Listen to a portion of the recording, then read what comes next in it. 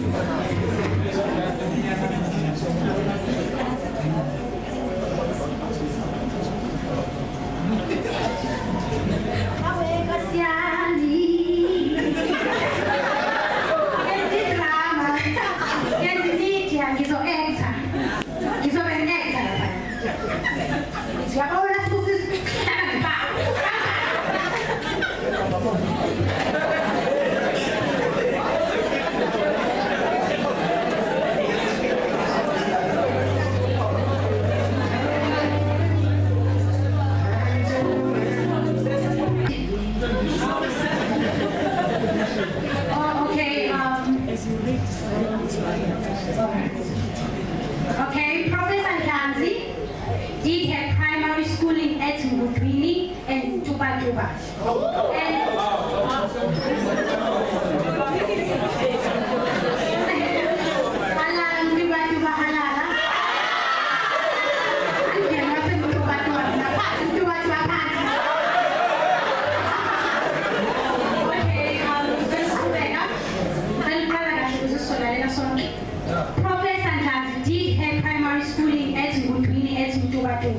And completed her matric at Nkandla High School in Nkandla.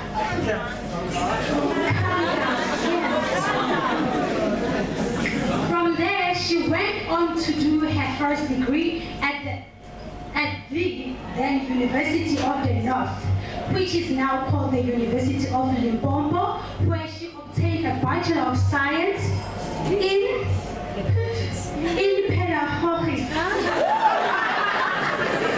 Pedagog's degree, measuring in mathematics and physical science. She returned to Nkandla High School to teach these two subjects. After 2 years, she moved to Mpumalanga College of Education, which was in Hammersdale, where she trained primary school teachers in her field of specialization. After that, she moved to Umbumbulu College of Education to train secondary teachers in the same subject, and in 1998, she joined Mangosuthu University of Technology as a lecturer in mathematics. In 2002, she was appointed head of department mathematics, and in 2007, a dean of the Faculty of Natural Sciences. She is currently an active DVC, teaching and learning in the same university.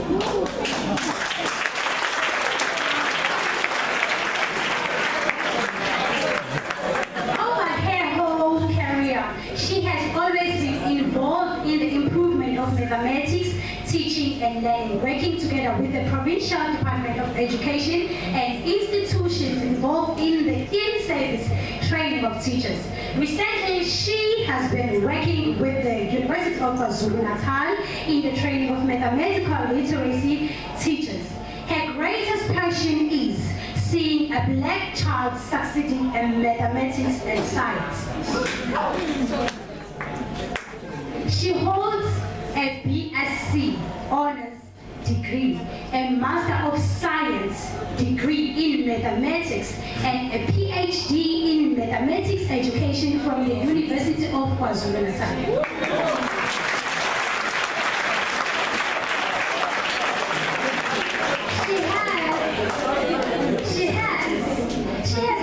She has also attended a number of leadership courses and is holding a certificate in higher education management from the University of Zimbabwe.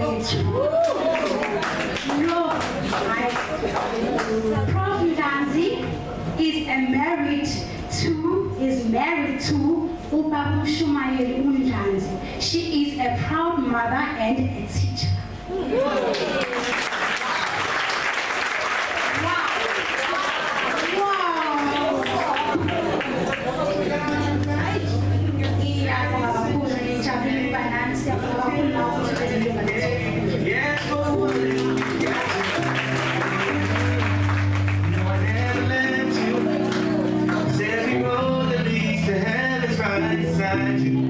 So I can say hello, my only one. Just like the morning sun, you keep on rising till the sky knows your name. Hello, my only one. Remember who you are. We're not perfect, but you're not your mistakes. Hey, hey, hey, hey. All the good outweighs the bad, even on.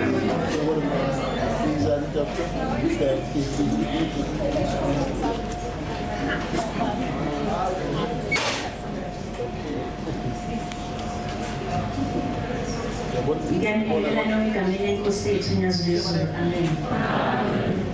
Ngiyabonga nkosazana ekade ngithula. Ukuthi nje inkosazana ethanda ukushumayela. Yona ushumayela noma into incane bayikhulisa. That's what she did. Ngiyabonga kakhulu. ngicala nje ukuthi ngixolise ngokuthi sifike sekulethenyana isimemo ngisithole late sekunezinye izinto in my program kwafanele ukuthi ngiqale ukusema ukuvala lezo ikhala lezo kodwa ngiyabonga uNkulunkulu wasePhakameni ukuthi sigcine sesafika la ngibonga futhi nobaba wekhaya ubaba uMshumela uDlazi ukuthi angiphelezele bemancane naye ngenxa yesidingo kodwa egcineni wa decide ukuze ngicela kaphakame nje nimnikele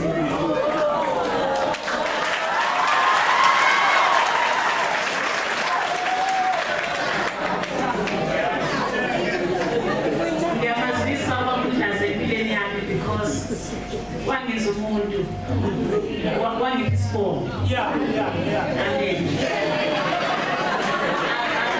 angikho manje bese ngiyashayela ngiyabonga kakhulu njengoba ngisho wena I got the invitation bekuphakathi kwezinto eziningi kodwa kwasuka kumnembezo ongidlaye enhlizweni yami ukuthi I understand the challenge that our students are facing in our universities. Lesikhathi zama ukusimenta uNazaretha in the higher education landscape, and it is for us sikhona ngaphakathi ukuba support. Mangabe kunzima kanjani kufanele sizame ukubafaka njesikhaleni. So ngixolele nje uyakufa unkosazana sekuxolisile ukuthi akasezodlala alele speech because ngifike late. I really apologize. It's not in my behavior ngifika late. Ngithanda bengibiza ke labathe function le welcome ama first year students as a DUT. Am I right? Oh, in Aziza at large. Can I see all first year students who represent?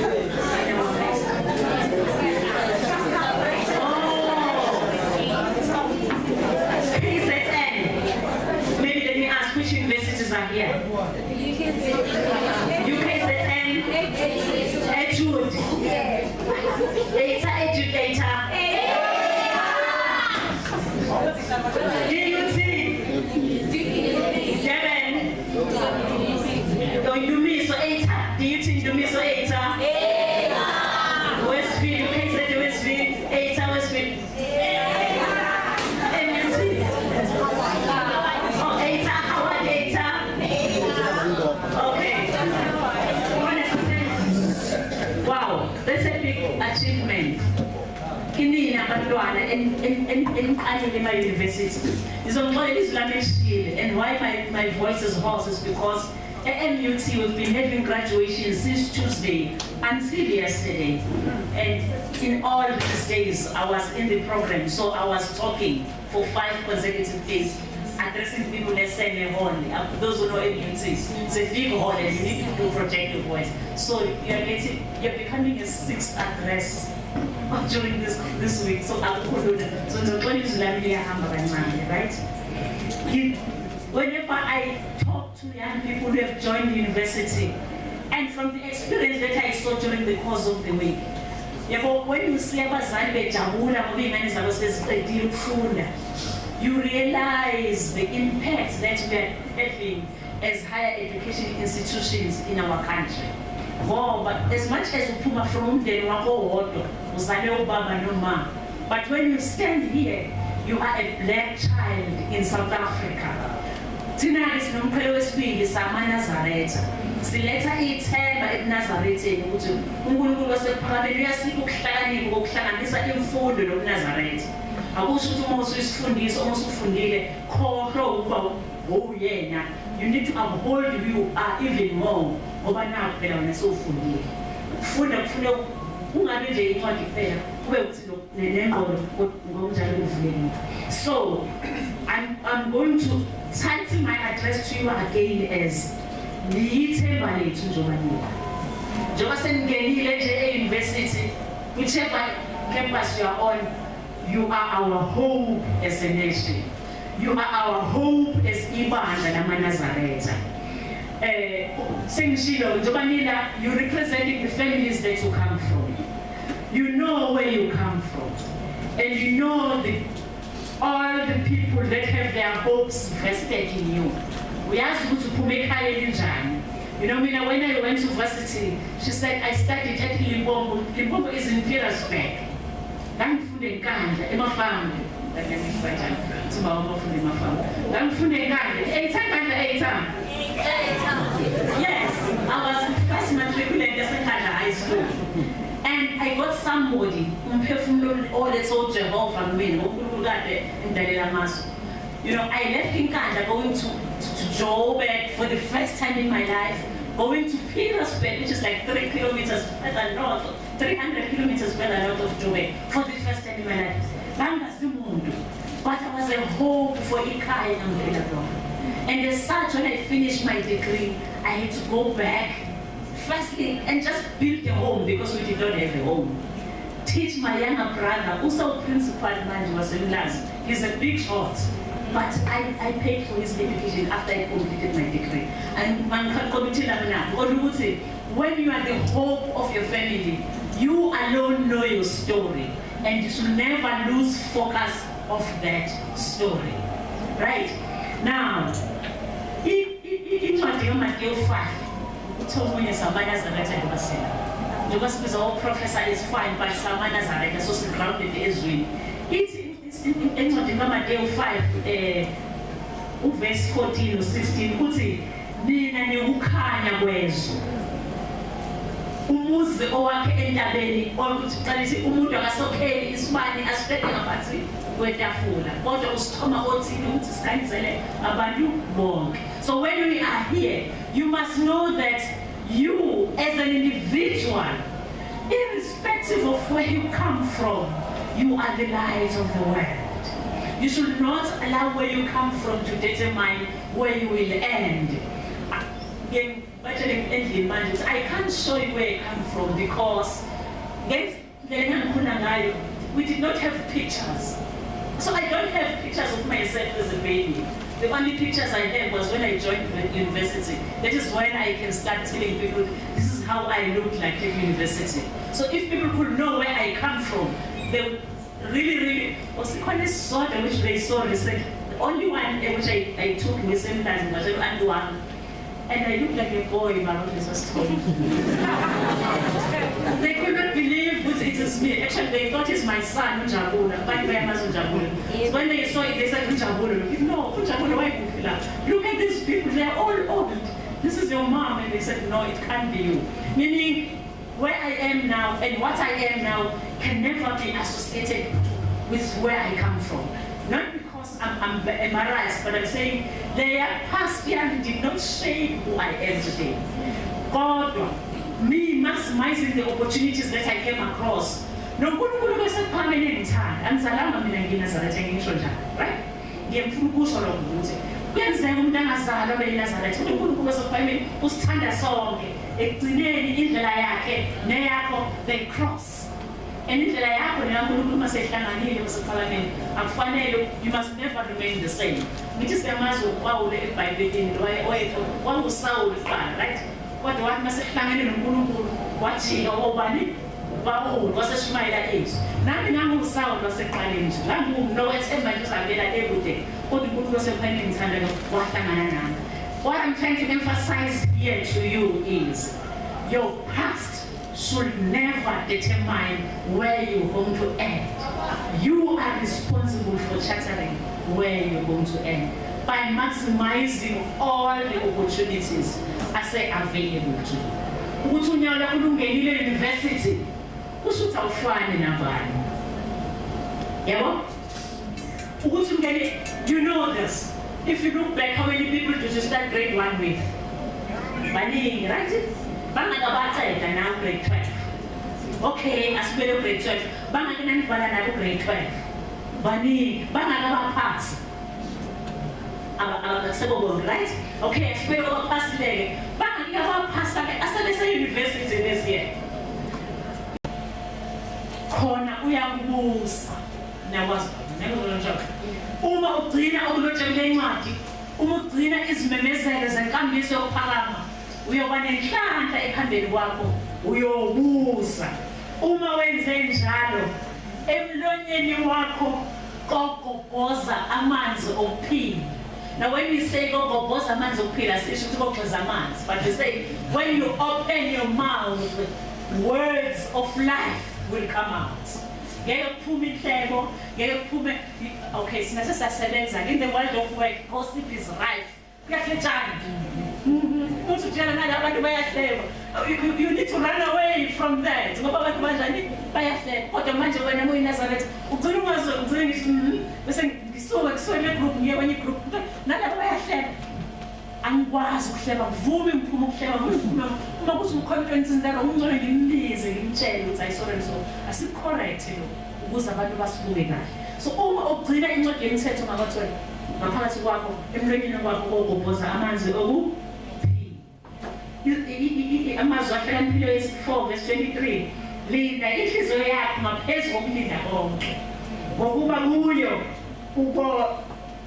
ukhona umthombo wokuphila linda inhliziyo yakho ngaphezu kokulinda konke ngokuba kuyo ukhona umthombo wokuphila so njengoba ngene tertiary nje you are children of your parents.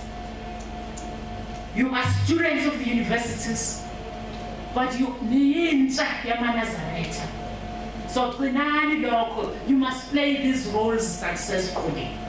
In closing, I want to thank all the senior students and the NATESA at large who organize our functions. Okay, play for the NATESA, I hear that.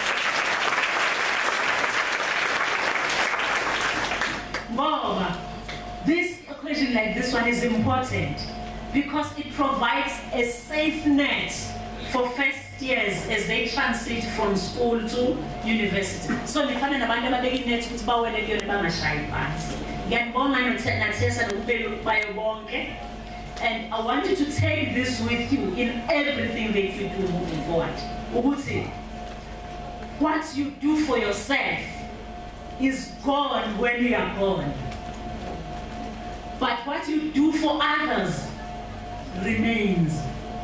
It is called legacy. So if you want to build legacy, remember, what you do for yourself, what I've done for myself, it will be gone when I'm gone. But what I do for others will remain, and it will be called legacy. Muslim says.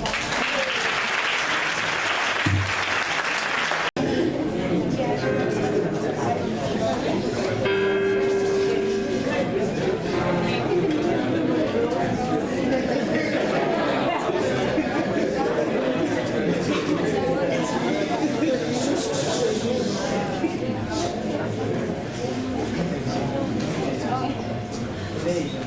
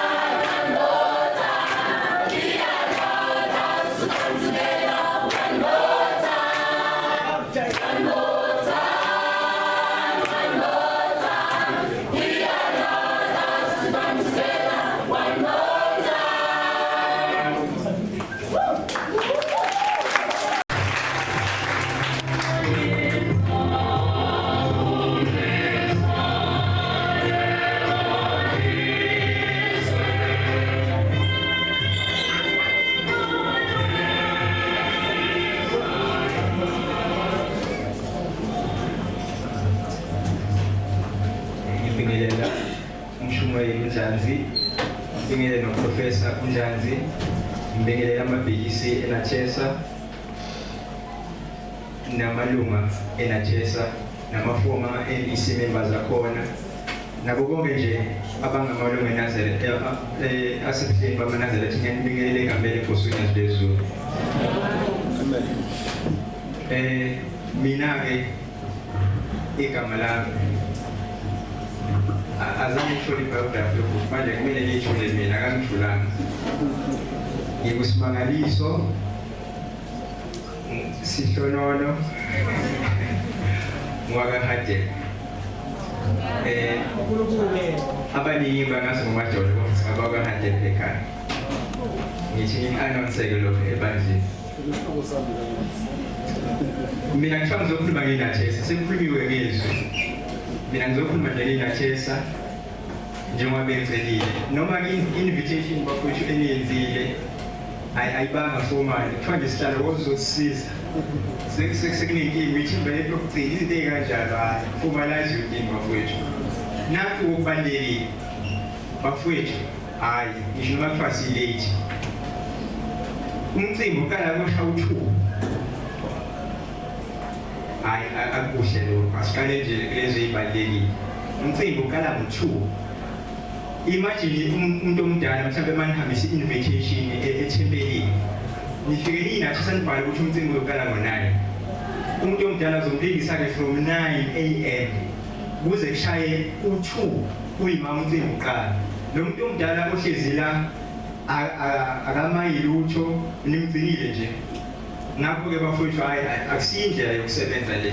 Ngenhlanhla-ke mina from high school ngangisebenza, noma ngisetsheshali futhi bengisebenza. Emsebenzini khona umsebenzi engaye ngawusebenza okuwukuthi uma ufike late bakudidakutha emholweni wakho. Hhayi ukuthi usazochaza ukuthi mhlawumbe ube nenkinga endleleni, cha, ukuthi ufike late nje kuyadidakutha imali. So-ke indlela enenza ngayo ayiyinhle bantwana benkosi. Ake sishintsheni singama-students, masuka la siya kuma-workplaces la ungafune khona ufike khona late. Ake siyithathe nje serious siyiNatesa before sifisa abanye abantu ukuthi besithathe serious. Asiqale nje kulokho. Akuzwakali kahle singama-students. Umcimbi uqale ngo-2. Hayi bafowethu, cha, akuzwakali kahle. Ngicela ukuthi-ke ngidlule lokho. Ngizoqala ngokuthi-ke ngibonge abahleli balo mcimbi esiwona namhlanje ukuthi-ke kube yimpumelelo ngoba nakho sikhona siyakhuluma. Ngibonga ne-NEC ephumile ukuthi kube khona i-combined function. Kwafika ne-NEC leya njengeyingxenye yayo ngosihlalo. Sinomapholoba, angisamboni ukuthi sekuhlashe kuphi umkhulu. Usekhona? Oh, mapholoba. Cha bafowethu, ngithi akibonge le nsizwa. Ngiyabona ukuthi uqhamuka ebandleni nale ndoda kuthiwa nayo iNatesa. So-ke uma kwenzeka lokho kusho ukuthi sizamile ukuthi siyimele iNatesa, siyi-advertise nasebandleni ukuthi yile iNatesa. Angiboni ukuthi before sifike kanjalo. Ne-relationship ekhona phakathi kweNatesa neNabasha. Yithina-ke sibafundisile ukuthi wemadoda siyintele kodwa asisebenzeni sonke sibheke phambili. Namhlanje into ongayazi. Ngiyabonga kakhulu. Bafowethu, mina-ke into yokuqala engizoqala ngiyichaze i-origin yeNatesa. Njengoba namhlanje kunyaka ka-2016 iNatesa yaqala, ngingathi iyaqala ngo-year 2000 mangayibali iminyaka ye-foundation yeNatesa, ngoba ngonyaka ka-1993 abafundi base-University of Zululand base beqalile behlangana benza imithandazo ngaphakathi ekhempasini. Kodwa ngaleso sikhathi kwangasiyo wona i-Nazareth Tertiary Students Association, babesayibiza ukuthi bayi-Nazareth Baptist Church Student Society. Emveni ukuthi sekukhona-ke i-NBCSS yase-UNISU yaba khona nala eMangosuthu kwabizwa ukuthi iManaso. Nama-branches-ke amaningi o-DUT Durban baqala baba nama-branch negama labo i-unique baba yi-branch yabantwana abangama-Nazareth. Nabo Westville nakuphi kodwa bonke they were using unique name. Akekho wayesebenzisa igama elifana nomuntu. Kwase kuthi-ke ngeminyaka yo-97-98 base beqala-ke behlangana bezama ukuthi kwakhiwe lokhu esihlangana ngakho namhlanje okuyi-Nathesa. Kwase kuthi-ke ngo-99 kwasekiwa enkosini uMthimbu lenkosazana sekwakhiwe i-constitution esifaka sonke as abantwana abangama-Nazareth. So-ke wonke amagama o-NBCSS noManaso eyaphela ngaleso sikhathi. Wonke umntwana ungumNazaretha kwabe sekusetshenziswa igama elithi Nazareth Tertiary Student Association. Into engenza ukuthi ngithi iNathesa yaqala ngo-2000 yingoba our first general meeting yaba ngo-2000 after sebiyiwe enkosini kwayobikwa iNathesa. Ngesikhathi iNathesa ilethwa enkosini niyangiphazamisa lapho.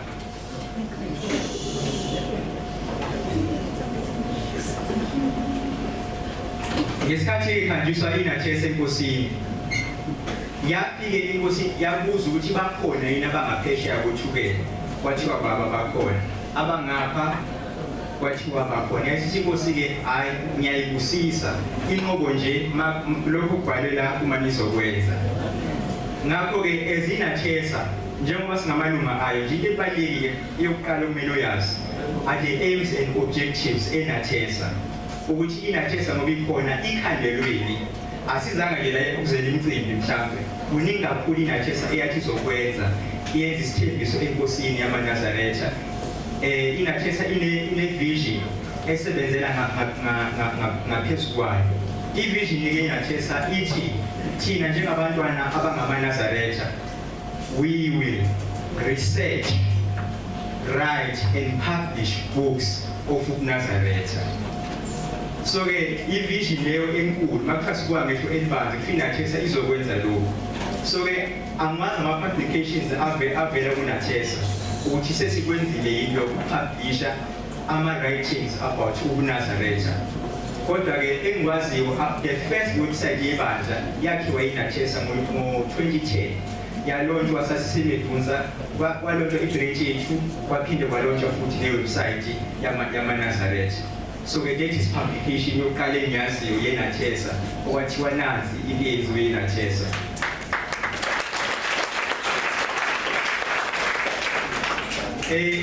I-ABC yokuqala yeNathesa umuntu wakhe ukuthi ebe usihlalo usewubaba manje ubaba Ungema. Kodwa-ke wayesephinde ecele ukuthi ucela ukuthi ishintsho enziwe usefitshane bese kwasengena uNkululeko Mthetho. UNkululeko Mthetho-ke asisenayo la ibandleni lamaNazaretha sewayihambela usekwezinye indawo. Akashonile kodwa. Labo bantu bazama bafowethu ukuthi bekumele ubuNazaretha babeya emareyidweni kushunyayela izwi likaShembe benza into eningi asekhona nama-articles ababewabhala ngobuNazaretha abawapublisha. Ngakho-ke nathi as iNathesa ekhona njengamanje cha asimile sisekhona kuleyo vision yobuNazaretha. Incwadi le esiyipublishile ngesikhathi ngisekhona kuShepherdsini. Ngicabanga ukuthi ngoJuni izobe isikhona ey'tolo. Incwadi ekhuluma ngokukhuliswa komntwana ngenkolo yobuNazaretha.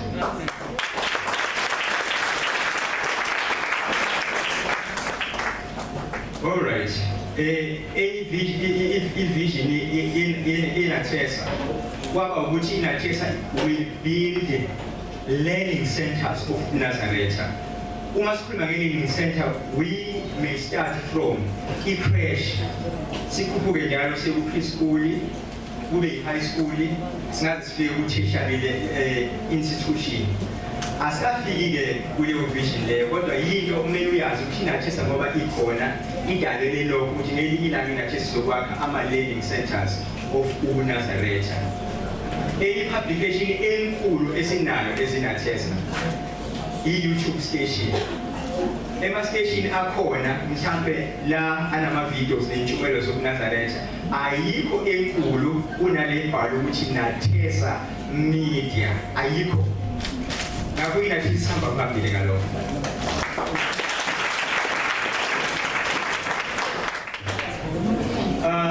Izothatha nje i-objective eyodwa yeNathesa ngoba isikhathi asisekho. Uma kuthiwa ngikhulume ngeNathesa, Nathesa is broad because i-organization esikhuluma ngayo. Enye yama-objectives eNathesa kwawukuthi iNathesa will advance the propagation of Shembe's gospel. When that is English of a higher level, Nathesa will advance the propagation of Shembe's gospel. Ukuthi-ke iNathesa izophakamisa indlela okushunyelwa ngayo igama likaShembe i-advance. That is why kukhona kama-website, kukhona no-YouTube station ukuthi wonke umhlaba awazi ukuthi ukhona uShembe emhlabeni. Kodwa-ke leyo objective leyo angeke sikwazi kahle ukuyi-attain-a uma thina sila endlini singazi lutho ngoShembe. Ngoba singayisebenzisa i-technology kodwa nawe uwedwa i-duty yakho ukuthi abantu ohlala nabo eresi nakuphi ukwazi ukuthi ubatshele ngoShembe. Wena uwedwa ube yintshumayelo ngoShembe. Kukhona ama-topic asithinta directly as abantwana bangamaNazaretha futhi asenza ukuthi sibe unique from other religious dominations. Into yokuqala nje mhlambe la endlini ukhona yini ongakwazi ukuthi echaze ukuthi yindaba thina singayisontweni ngesonto kodwa sidumise ngosuku lwangeSabatha. Short and precise. So-ke umuntu ohlakaniphile ose-university uma uzothi uNkulunkulu wadala izulu nomhlaba ngey'nsuku eziyisithupha waphumela ngolwesikhombisa uzobuza i-question elula ukuthi wazi ngani uNkulunkulu waqala ngolwesithathu.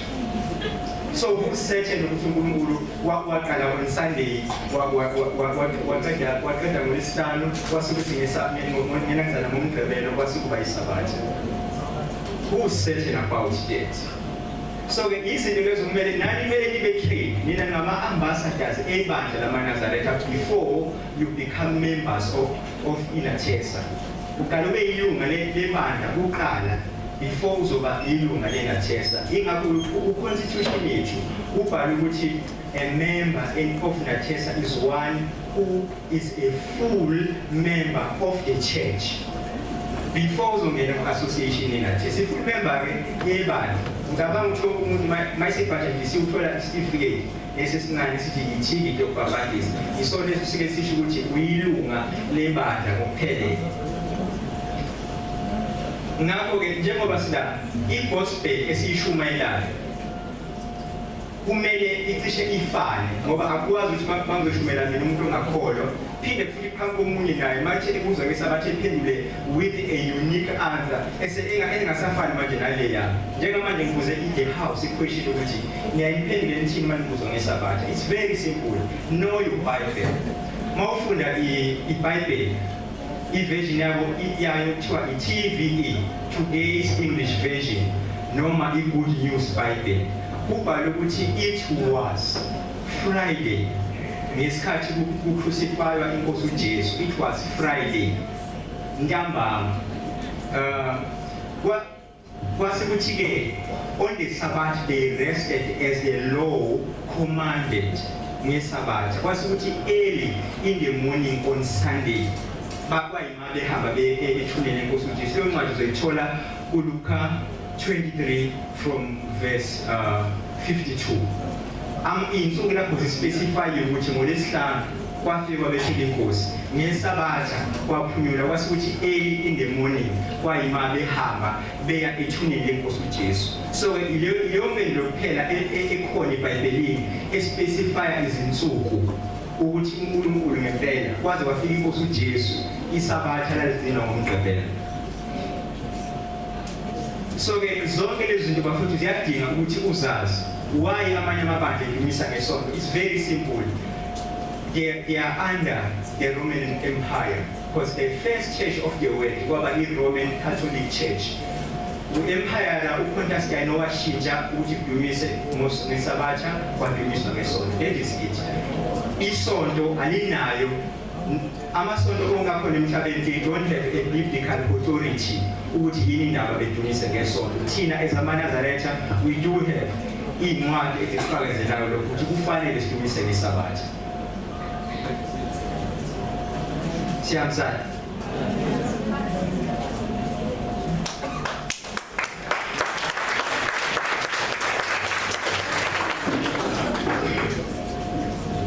Right. La ebandleni lamaNazaretha we do carry Bibles. Siyawaphatha amabhayibheli ebandleni lamaNazaretha. Kodwa iBhayibheli alinaso isisindo esitheni kuthina ezamaNazaretha kunesu likaShembe. Wathi uJehova ngiyakubavezela umprofeti oyohlala nabo kuze ngiyokubavezela umprofeti ofana nawe. Ngiyakubeka amazwi ami emlonyeni wakhe ukuba ebatshele wona. Ngakho-ke thina as amaNazaretha sigcina imfundiso kaNkulunkulu eyafika noShembe emhlabeni. iBhayibheli alisiyona i-authority kodwa liyi-reference ukuthi cha ngelinye ilanga abantu bake baligcina isabatha kodwa thina isabatha siligcina ngemfundiso kaShembe. Hhayi ukuthi thina yonke into esiyenzayo nje sithathe imithetho yamaJuda noma senzani cha. Thina yonke into esiyenzayo siyithatha emfundisweni yenkosi yamaNazaretha uShembe uNyazi Lesuku.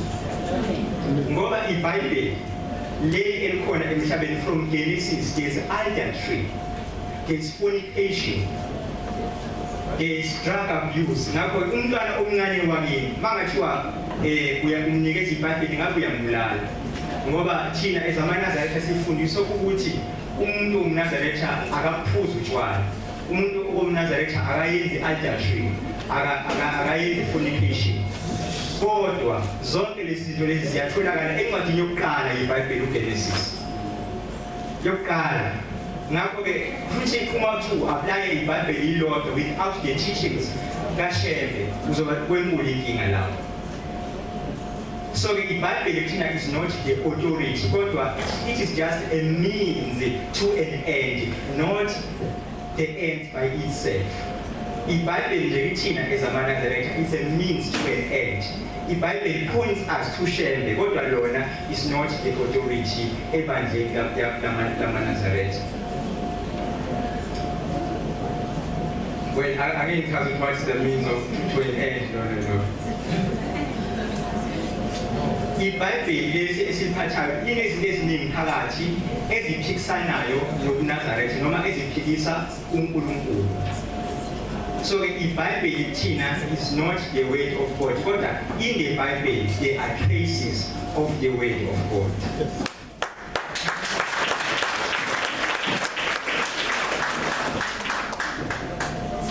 There is no book that was written by Jesus Christ, but there are people who are talking about Jesus Christ. There is no book that directly speaks about uShembe, but there are books which point us to Shembe. That is why I say the Bible is a means to an end. uShembe the end of God.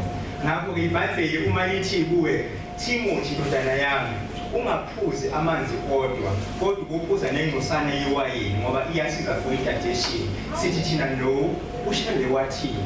Wathi uShembe noma ngehingelo sezulwini ungaphuzi utshwala. So we are applying what Shembe taught us, not what the Bible is teaching us.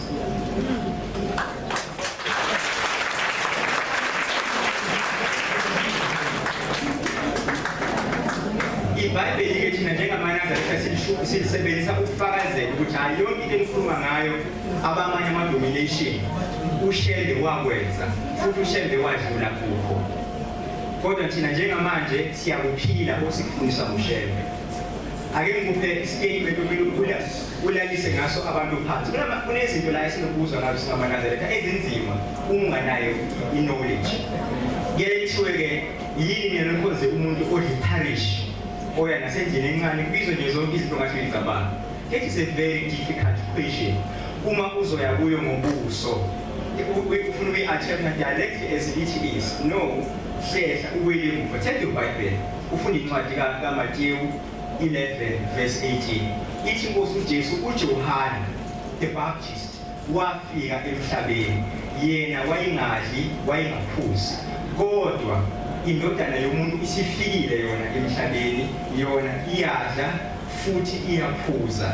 Nina-ke bantu abakhona nithi lo uyisiminzi nesidakwa. So the Ushembe uyadla, well, that is often a lower degree as compared to what the Bible is saying about Jesus Christ. Ngoba kuthiwa a writer is saying we are quoting the ways of Christ. Uyisholo yena uthi uJohane wafika emhlabeni, yena wayengadli wayengaphuzi nathi nedemoni.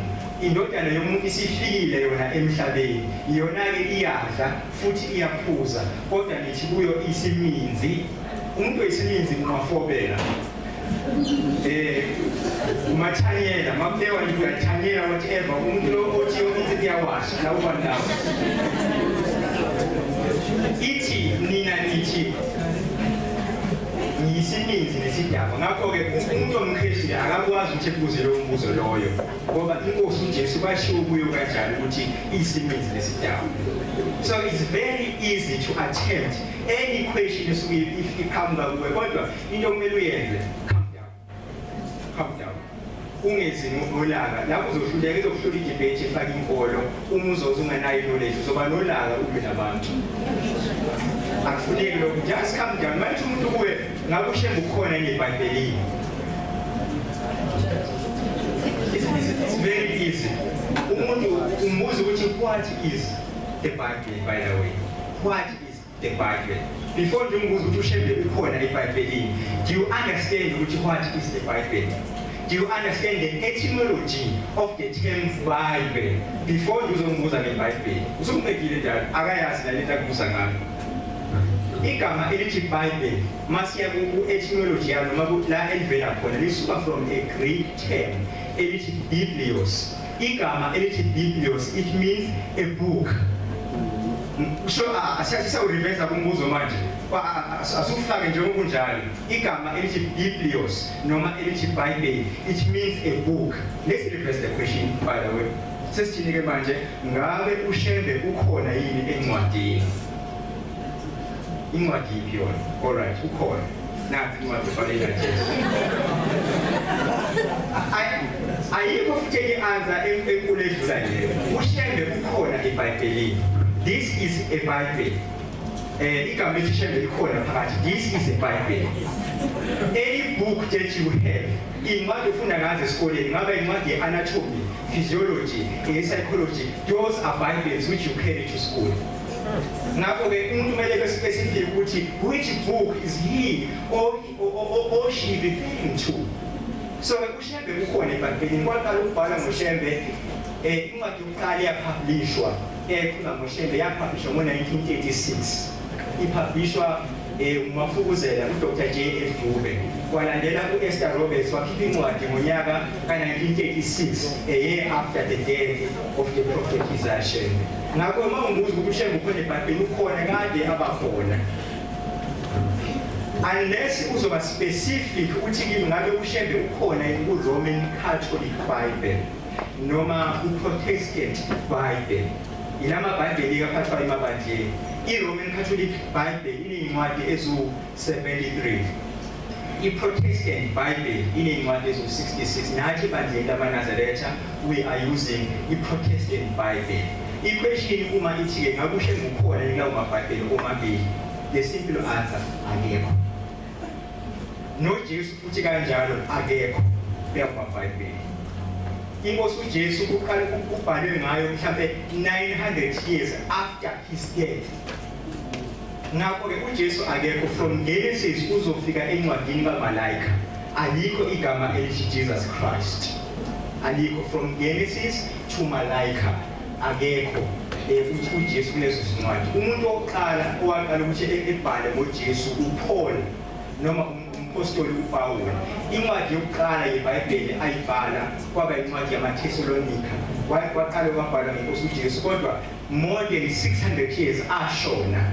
Ngakho-ke uma kuthiwa uJesu ukhona eBhayibhelini noma akekho, from Genesis to Malayika alikho igama elikhuluma ngeNkosi uJesu.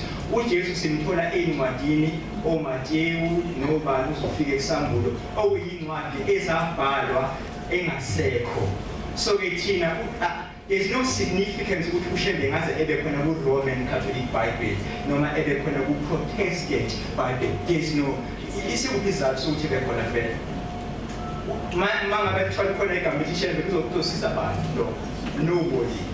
Naye inkosi uJesu ngoba kuthiwa uJesu u-Emmanuel ebizwa ngokuthi unguChrist. Wonke lawo magama thina ezamanazareth thoba sithanda singathi no. Kwangabhalwa eBhayibhelini ukuthi u-Emmanuel kuyoba uJesus Christ. Kwangabhalwa eBhayibhelini zonke izinto engiyikhulumayo ngoba abaprofethi abebeprofetha ngokuza kwenkosi uJesu emhlabeni they were never specific ukuthi-ke mase sihambile kuzofika uJesu. Cha, incwadi ithi uJehova wathi uJehova uyakunvezela umprofethi onjengani bafowenu. End of story. Abafundi benkosi uJesu umsebenzi 3 verse 21 bathi uMoses wayisho inkosi uJesu but that is not written in the Bible. Nathi-ke ezamaNazaretha maningi ama-prophecies akhuluma ngoShembe emhlabeni. So-ke uma uthi uShembe ukhona yini eBhayibhelini ngoba ama-prophecies enziwa engakafiki. Yes, ama-prophecies they are pointing to Shembe. I-prophet eziningi esikhona eBhayibhelini they are indeed pointing to Shembe. Kunencwadi kuyahluka ukuthi neBhayibheli esilisebenzisayo ebandleni liyashoda kakhulu. Lashodiswa ku-King James. Kunencwadi yabhalwa uBarnabas eshoyo ukuthi uShembe uzofika emhlabeni. Ibhalwe ukuthi abafundi benkosi uJesu babuza esekhona emhlabeni ukuthi Nkosi, uma uhamba emhlabeni ukhona nozofika emva kwakho. Yathi-ke inkosi uJesu yebo ukhona kodwa angeke kusathunyelwa abantu njengoba bebethunyelwa ekuqaleni. Kodwa uNkulunkulu uzozehlela yena efike ehlale nabantu emhlabeni uzokwehlela esizweni esincane esinganakekile noma esidelelekile. Ngempela uShembe wafika waba uthini? Bafika abaprofethi before ufika uShembe kodwa yena uShembe wafike waba uThixo njengoba wayishilo inkosi uJesu encwadini kaBarnabas ukuthi uNkulunkulu usezosifikela yena mathupha. Ngempela la on the African continent saba nenhlanhla ukuthi kufike uNkulunkulu wafike wahlala nathi.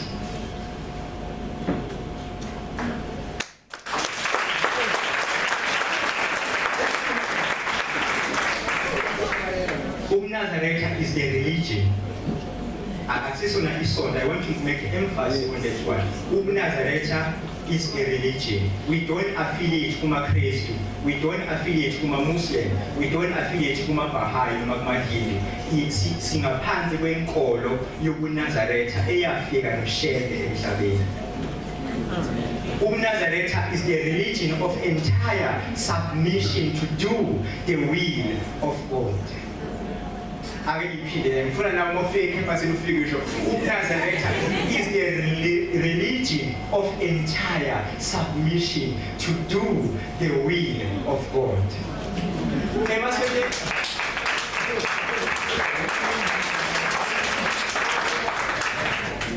Nazareth is the religion of peace. Nazareth is the religion of truth. Ngeke uzukwazi ukuthi ube iNazaretha umuphila impilo yamanga ngeke kwenzeke. Lo uNazaretha ke esikubo njengamanje khona iNathesa ukhona iNabash. So I was just trying to teach you ukuthi mawushumela kubantu know your story about Shembe. Mawungazi ukuthi I don't know. The end of story. Mawazi futhi teach that person if he is willing to learn of Nazareth. La uNathesa ke bazana benkosi ngoba senifikile kunama initiative esiwenzayo. uNathesa kunama winter classes esiwenza njalo ebuhleni ngoJuly. So esifundisa ke abantwana base high school particularly from grade 10 to grade 12. Siphinde futhi sibe nama career guidance esiwenzayo as iNathesa. La sihambela khona indawo esemakhaya la knowledge ingafiki khona about ukungena kuma-tertiary institutions. So wonke ama-campus eNathesa alindele ukuthi ewenze ama-winter classes. Siphinde futhi-ke sibe ne-cleaning campaign esiyenza njalo uma kuJanuwari kuyiwa entabeni eyingcwele iKhenani. La thina esingamaNazaretha esiklinayo sisale ngemuva. sithini ngoba emaphepheni eminyakeni endlule kwaphuma i-article eyathi thina ezamaNazaretha asekuhleli to be more particular singabantu abangamanuku siyangcolisa makade khandwa leni inathesa ibambiselene nabasho. We took that initiative ukuthi sivikele isithunzi sobuNazaretha nokuvikela igama lenkosi yethu uNyazi Bezulu.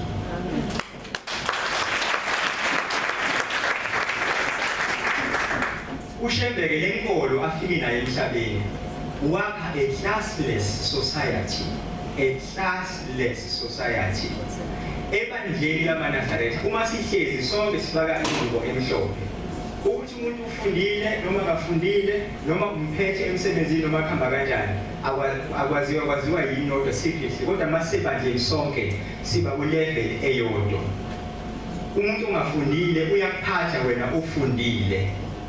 Ebe umfundisi wakho wena kodwa you are holding a degree or a PhD or whatsoever that you are carrying. Ngokwe-education le eformal yakuma-institution umdala naye, ngokwemfundo umdala naye, kodwa ngokwekukholwa ngoba inkolo neyavela ezulwini uyakuphatha engazi lutho kanjalo, kodwa into ayaziyo lokhu wasezulwini uyakwazi. Uyabona thina bafuthi sikhulise umfundisi uMadlala. Angikho kwa umuntu kahle yebo siphila umuntu ongasaphila naye, kodwa if you read carefully izinto ayizenza noma yonke into wayenza uMadlala wayengajikisa ukuba umuntu ofana nathi. Njengamanje sesimfundisi uKhumalo okuyena owenza imisebenzi eyayenziwa umfundisi uMadlala, kodwa labantu ngokufunda abafundile ngalowo ndlela kodwa bavela njengomfundisi uKhumalo wavela kwezemfundo, kodwa ngoba sila ku-classless society. Uma sivuka ekuseni ebusuku kuthiwa lalela lithi enkosi sibekuyosetshenzwa bese bayaphuma abantu. Uma wonke umuntu akushiwo ukuthi oyibofana nina nonke ehluphekayo wozani nizosebenza noma ningafundile wozani nizosebenza, kodwa uShembeke being a classless society, uma kuthiwa izwi lenkosi wonke umuntu should respond to that word. So uma kanjalo wonke umuntu osebandleni lamaNazaretha we just follow uShembeke ngoba i-classless society. Awekho amaklasi ebandleni, kube kunamaklasi ngabe uProfessor Ndanzi useneqhuzwana analo ebandleni, but this is a classless society esikuyo. Uma sebandleni asimazi kwakumazi, asimboni kwakumbona, usuke emuva ngoba this is a classless society esikuyona. Aloshaya izandla nje.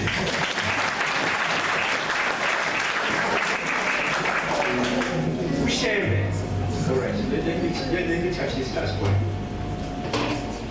uShembeke wasifunda ukuthi sibe self-reliant. Into yokuqala nje into enkulu uShembeke ayenza ukuthi thina amaNazaretha esenze ukuthi sikwazi ukuyimela.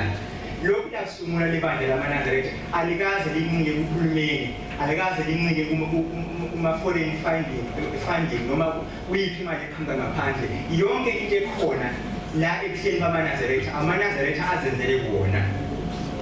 Umuzi wasePhakameni ubabamkhulu wakhe wakha namaNazaretha yafika neNkosilanga yakha indlu enkulu kunazo zonke ezazikhona emhlabeni ngaleso sikhathi, indlu yesonto. Alikho ibandla elanendlu enkulu kangako.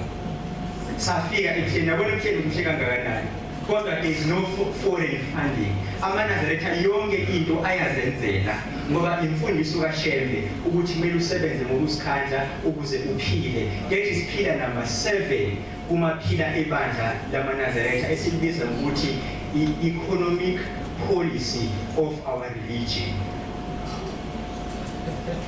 Sisamsana? Yeah.